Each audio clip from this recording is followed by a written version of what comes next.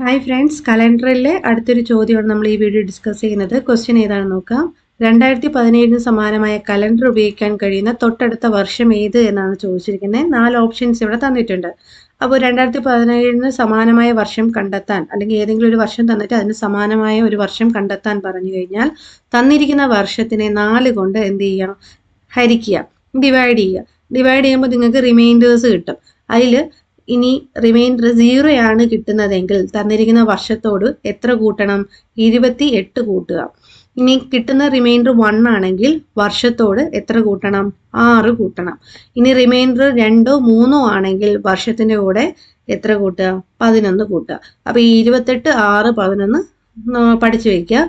0 ആണെങ്കിൽ 28 കൂട്ടണം, 1 ആണെങ്കിൽ 6 കൂട്ടണം, 2ഓ 3ഓ ആണെങ്കിൽ 11 കൂട്ടണം. അപ്പൊ നമുക്ക് ഇവിടെ എത്രയാണ് കിട്ടുന്നതെന്ന് നോക്കാം. ഇവിടെ 2017 ആണ് തന്നിരിക്കുന്ന വർഷം. അപ്പോൾ 2017നെ ഫസ്റ്റ് എന്ത് ചെയ്യുക? 4 കൊണ്ട് ഡിവൈഡ് ചെയ്യാം. 4 കൊണ്ട് നോക്കുമ്പോൾ ആദ്യത്തെ ഡിജിറ്റ് പറ്റത്തില്ല, അപ്പോൾ 2 ഡിജിറ്റ് ചേർത്തെടുക്കുക. അപ്പോൾ 20 എന്ന് വരും. 4 20 എത്ര ടൈംസാ? 5 ടൈംസ് ആണ് വരുന്നത്. അപ്പം മൈനസ് ചെയ്യുമ്പോൾ നമുക്ക് 20 - 20 എന്താ? 0 എന്ന് കിട്ടും. ഇനി അടുത്ത ഡിജിറ്റ് നമ്മൾ താഴോട്ട് കൊണ്ടുവരുമ്പോൾ 1 ആണ് വരുന്നത്, അല്ലെ? താഴോട്ട് കൊണ്ടുവരുന്ന ഡിജിറ്റ് ഇവിടെ കിടക്കുന്ന ഡിവൈസറായ 4ന് കാട്ടി ചെറുതാണെങ്കിൽ എന്ത് ചെയ്യണം? നമുക്ക് അടുത്ത ഡിജിറ്റിനെ താഴോട്ട് കൊണ്ടുവരണം, അല്ലെങ്കിൽ നമുക്ക് ചെയ്യാൻ പറ്റുള്ളൂ. അപ്പൊ ആ ഡിജിറ്റിനെ താഴോട്ട് കൊണ്ടുവരാൻ മുകളിൽ 0 ഇട്ടതിന് ശേഷം വേണം എന്ത് ചെയ്യാൻ? താഴോട്ട് കൊണ്ടുവരാൻ. അല്ലാതെ 0 ഇടാതെ താഴോട്ട് കൊണ്ടുവരാൻ പാടില്ല.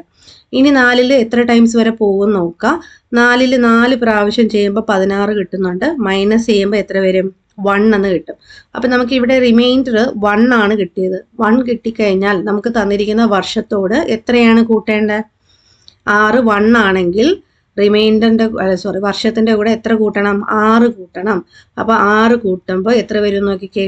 2017ന്റെ കൂടെ 6 കൂട്ടുക. 6 കൂട്ടുമ്പോൾ കിട്ടുന്ന ഉത്തരം 2023.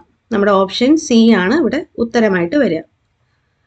അപ്പോൾ നിങ്ങൾക്ക് മനസ്സിലായെന്ന് വിചാരിക്കും. നിങ്ങൾക്ക് ഇഷ്ടപ്പെട്ടാൽ ലൈക്ക് ചെയ്യുക, നിങ്ങളുടെ ഫ്രണ്ട്സിനൊക്കെ ഷെയർ ചെയ്ത് കൊടുക്കുക, നമ്മുടെ ചാനൽ സബ്സ്ക്രൈബ് ചെയ്യുക. താങ്ക്